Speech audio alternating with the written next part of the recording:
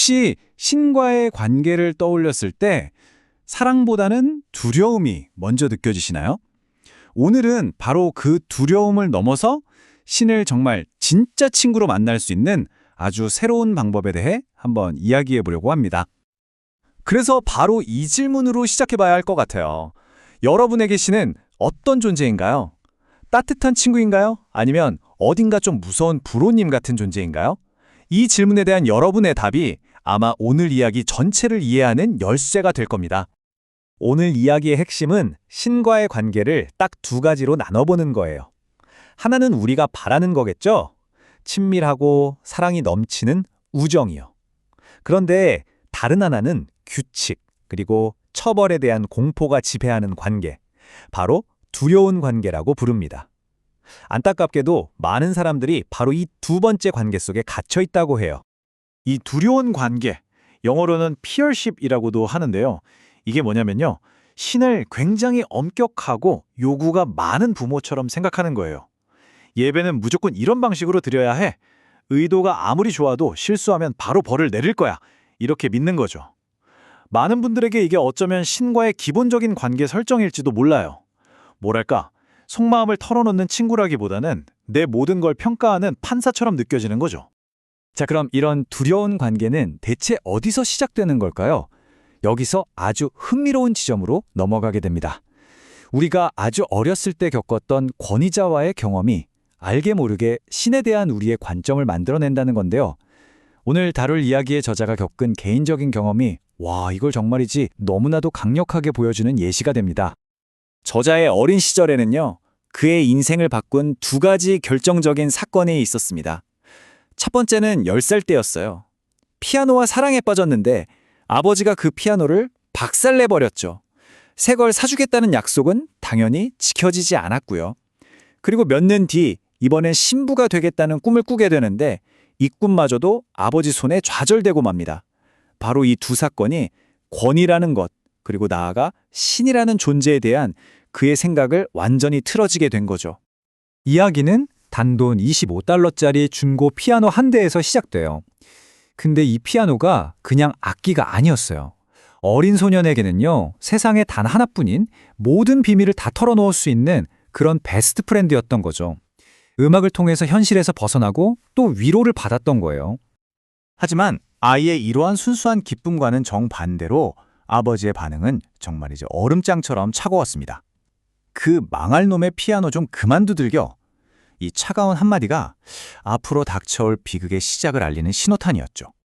그리고 어느 여름날 아침이었어요. 끔찍한 소리에 소녀는 잠에서 깼습니다. 눈앞에 펼쳐진 건 아버지가 망치와 쇠지레로 자신의 가장 친한 친구였던 그 피아노를 정말 말 그대로 산산조각 내고 있는 모습이었어요. 정말 상상만 해도 끔찍한 장면이죠. 흐느끼는 아들을 보고 아버지가 한 말이 뭔지 아세요? 징징거리지 마라. 피아노 두기엔 집이 너무 좁아. 이제 갖다 버릴 때가 된 거야. 정말이지. 이 차가운 말에는 아들에 대한 공감이라고는 눈꼽만큼도 찾아볼 수 없었죠. 그냥 아들의 영혼을 아무렇지도 않게 짓밟아버리는 무심함 그 자체였습니다. 그래놓고 아들을 달랜다고 한 약속이 이거예요. 새 피아노 사줄게. 물론 지킬 생각은 애초에 없었죠. 이 텅 빈 약속이 어린 소년의 마음에 정말 깊은 상처를 남깁니다. 권위자라는 건 나를 위하는 척하지만 결국엔 날 배신하는구나. 약속 같은 건 언제든 깨질 수 있는 거구나. 이런 불신이 마음속 깊이 뿌리내리게 된 거죠. 시간이 흘러 몇 년 뒤 똑같은 일이 반복됩니다. 이번엔 다른 꿈이었죠. 너는 신학교에 갈 수 없어. 그딴 생각은 당장 머리에서 지워. 똑같은 권위자, 바로 아버지가 또다시 그의 꿈을 짓밟아 버린 겁니다. 피아노 사건, 그리고 이 신학교 사건. 이 두 가지 경험이 딱 연결되면서 그의 마음속에 이런 신의 이미지가 자리 잡게 된 거예요. 우리의 가장 깊은 소명마저도 부정해버리는 그런 신 말이죠. 자, 그럼 이 지긋지긋한 두려운 관계에서 도대체 어떻게 벗어날 수 있을까요? 이제부터가 중요합니다. 바로 해결책으로 넘어가 보죠. 이 관계에서 벗어나서 정말 진정한 우정의 관계로 나아가려면요, 의도적인 전환, 그리고 무엇보다도 용기가 필요하다고 합니다. 이 전환에는 딱 3가지 단계가 필요해요. 첫 번째는 머리, 즉 생각의 변화입니다. 신은 두려운 존재야 라는 이 낡아빠진 생각을 한번 의심해보는 거죠. 정말 그럴까? 하고요. 두 번째는 가슴, 바로 감정의 변화입니다. 두려움이 있던 자리에 다른 감정이 들어올 수 있도록 마음의 문을 활짝 여는 거예요. 그리고 마지막으로 이 모든 걸 가능하게 하는 것, 바로 용기입니다. 우리에게 두려움을 심어주는 세상의 모든 가르침에 아니요, 난 그렇게 생각하지 않아요 라고 당당하게 말할 수 있는 용기요. 그럼 이제 두려움 때문에 언제 깨질지 모르는 그런 관계 말고요. 완전히 새로운 우정의 모델을 한번 들여다볼게요. 진정한 신과의 관계라는 건 과연 어떤 모습일까요? 여기서 정말 기가 막힌 비유가 하나 나오는데요. 신과의 진정한 우정은요, 깨질까봐 무서워서 장식장에 고이 모셔두기만 하는 비싼 도자기가 아니래요. 오히려 그 반대라는 거죠. 매일매일 막 써도 절대 깨지지 않는 그 유명한 코렐 그릇 같다는 거예요. 와, 정말 완벽한 비유 아닌가요? 견고하고 실용적이고 또 회복력도 강한 그런 관계 말이에요. 좋아요. 그렇다면 우리가 신의 친구가 되기 위해서 뭘 해야 할까요? 자, 이제부터가 클라이맥스입니다. 우리가 보통 생각하는 종교적인 의무라는 개념을 완전히 뒤집어 엎는 아주 놀라운 대화의 마지막 부분으로 한번 가보시죠.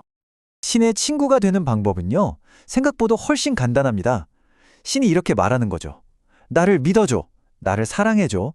자주 찾아와줘. 그리고 나를 위해 무언가를 해줘. 마지막으로 내가 너를 위해 무언가를 하게 해줘. 바로 이 마지막 부분에서 정말 상상을 초월하는 이야기가 나옵니다. 그냥 하게 해주는 걸 넘어서서 내게 청하고 요구하고 심지어는 명령까지 해라. 와, 이거 정말 충격적이지 않나요? 우리가 감히 신에게 뭔가를 요구하거나 명령해서는 안 된다고 배워왔는데 그 모든 통념을 그냥 한 방에 깨부수는 말입니다. 저자도 당연히 충격을 받아서 되물었겠죠. 당신에게 명령을 하라고요?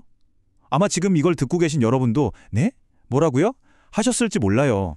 신에게 명령이라니 이건 정말이지 모든 걸 뒤엎는 거의 혁명적인 생각인 거죠. 그리고 이 놀라운 대화는 아주 심오한 한마디로 끝이 납니다. 내 친구여, 바로 그게 문제라네. 이게 무슨 뜻일까요?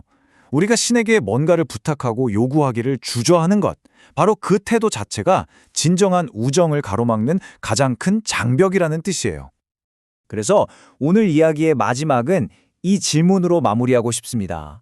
어쩌면 신과의 관계를 가로막는 가장 큰 장애물은 우리의 믿음이 부족해서가 아니라 우리가 신을 진짜 친구로 대하기를 두려워하기 때문은 아닐까요?